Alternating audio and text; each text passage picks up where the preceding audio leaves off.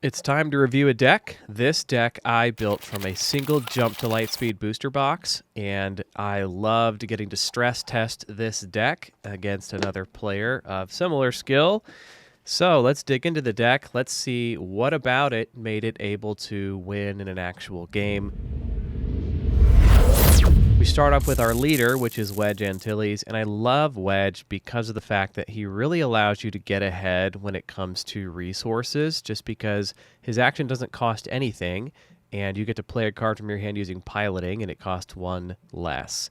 So, as you can imagine, I used a lot of piloting cards, and when you're making a Jump to Lightspeed deck, obviously that makes sense. So, Wedge was phenomenal. If you control 5 or more resources, you can deploy the leader, uses epic action there. So Wedge was fantastic. Great leader we got there.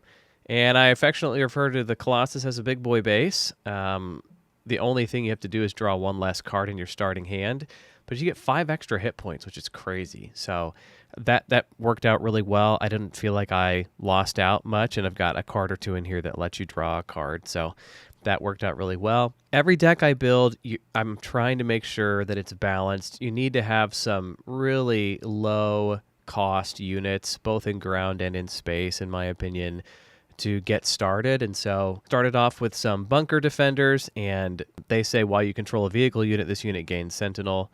Always nice to have some sentinels in your deck. So got a couple of those guys.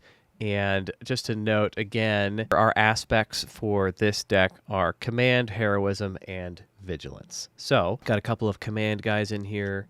The astromech pilot. And again, like if I had my choice, I potentially would have built a deck differently if I had more options. But I wanted to see, hey, if you're new to the game, can you just buy a booster box and have a really playable deck? And the answer was yes. So we've got one astromech pilot. Piloting costs 2. You may play this vehicle as an upgrade on a friendly vehicle without a pilot. When you've played as an upgrade, you can heal 2 damage from a unit. So he's a great pilot. Harrison Dula, I've got multiple of her in other decks, but she was a great card as well. And she's got Restore when you use her as a pilot.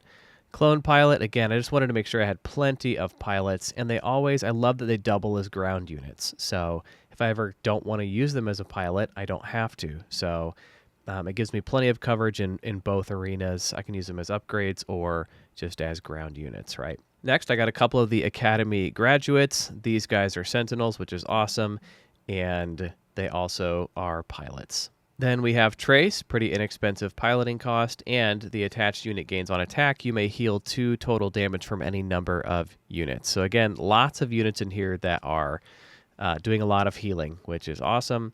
Admiral Yularen, when played, you can choose Grit, Restore, Sentinel, or Shielded, and while this unit is in play, each friendly vehicle unit gains the chosen keyword. So, to me, that was huge because I planned to have a lot of vehicle units, so that was a cool pull. Cassian, great pilot unit, costs 2, and the attached unit gains on attack. Discard a card from the defending player's deck. If that card costs 3 or less, draw a card. So that would come in handy, especially since I'm going to be starting with fewer cards. Leia, obviously an awesome card. When played, you may attack with a pilot unit or with a unit with a pilot on it and gets +1 and gains Restore 1 for this attack. So she's great.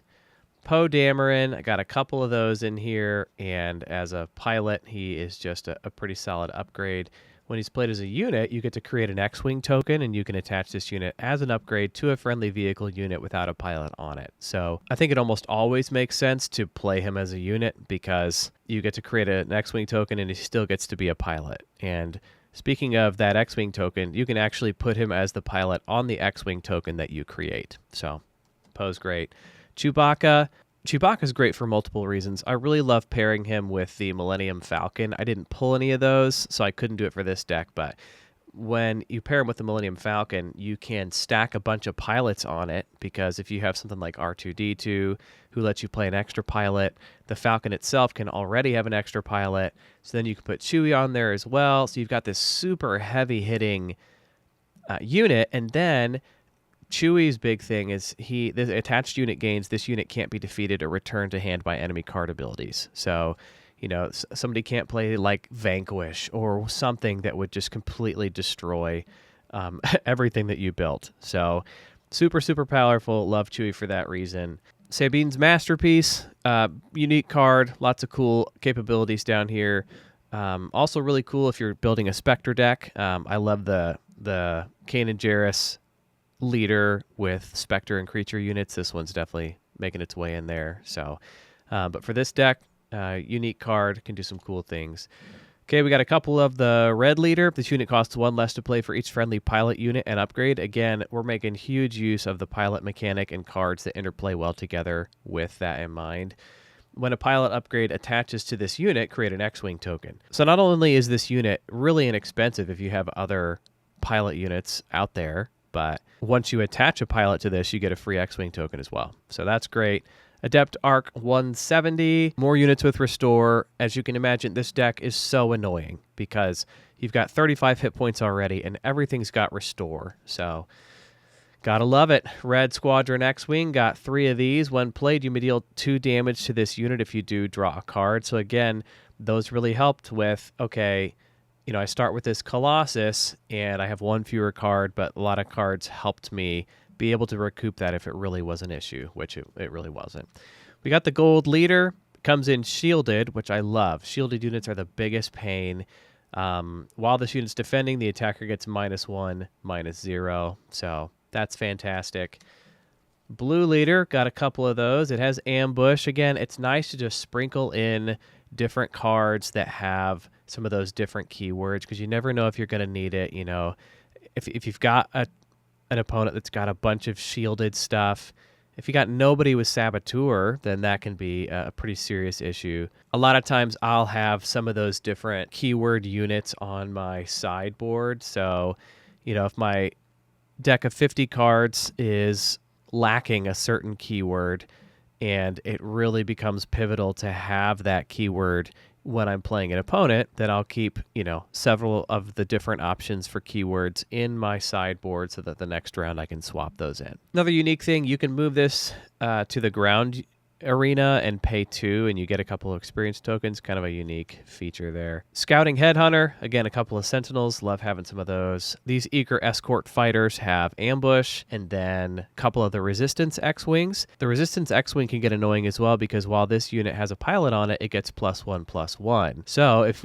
you're able to stack pilots, then you can really start leveling up the kind of damage that this can do. And if Chewie's one of those pilots, then it can't be returned to hand with enemy card abilities. We've got the Cloaked Star Viper, and again, so annoying. You play it and you give it 2 shield tokens, so that really makes this one a pain to destroy. And you can also, obviously, you can potentially get some free hits and not take any damage in return. All right, CR90 Relief Runner. I got 2 of those. Again, restore 2, and when defeated, heal up to 3 damage from a unit or a base. So again, it seems kind of OP, honestly, but love having so many different options for restore with the Colossus as well. Outer Rim Outlaws, got 3 of those, even a hyperspace, which is fun. They come in shielded, which again, to me, is the biggest pain.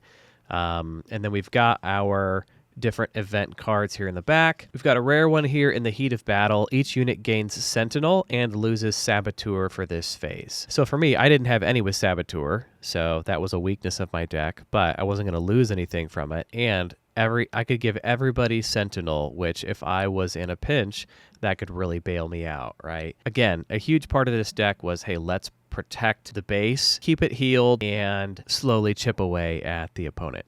We've got Air Superiority. If you control more space units than an opponent, deal 4 damage to a ground unit that opponent controls. To me, not the strongest card, but again, 1 booster box. So I put these in there, and I planned to have a lot of space units, so that one made it into the deck. Covering the Wing, create an X-Wing token. You may give a shield token to another unit. Again, I mean, shield tokens are such a pain to me, so to be able to create an X-Wing and a shield token for just 2 seems great. Prepare for takeoff. Search the top 8 cards of your deck for up to 2 vehicle units, reveal them, and draw them. Put the other cards on the bottom of your deck in random order.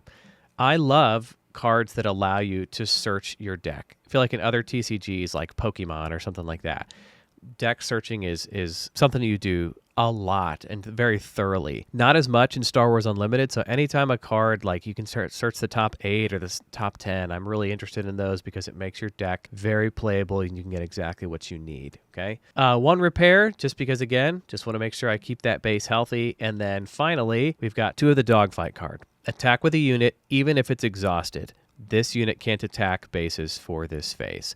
So I love the ability to just kind of pull a trick play, and when a person thinks that my unit is done, it still gets to attack. So what I usually do with these is I'll attack the base first, as long as there's not a sentinel, and then once it is exhausted, then I'll use it a second time with the Dogfight card and attack a unit and take it out. So that's the deck. Really, really fun deck, especially since all of it came from one booster box. Really viable as far as gameplay goes. And if you want to see how that game turned out, I'll link that video so you can watch that one too.